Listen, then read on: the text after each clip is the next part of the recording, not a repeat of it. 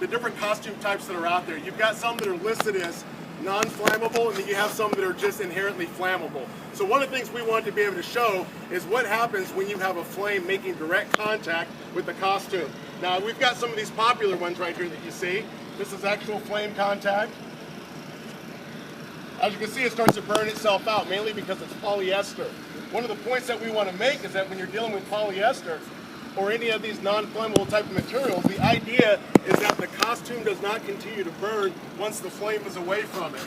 Now I'm going to put it on this costume here, and if you see from the visual from this side, notice how it continues to burn on the outside part, and it starts to drip away.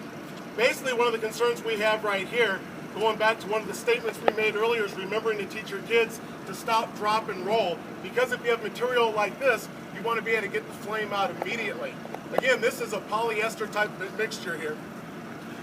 Now I'm going to do it on this feather boa.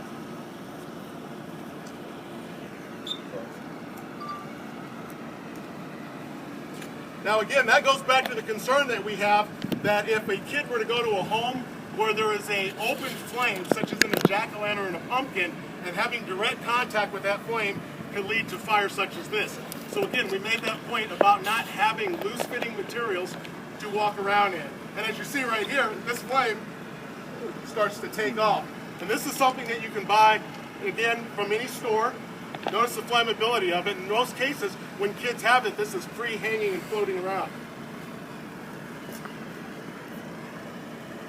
Going back to this costume, notice here it's been burned before, but see when I have a flame on it, direct flame, it continues to burn.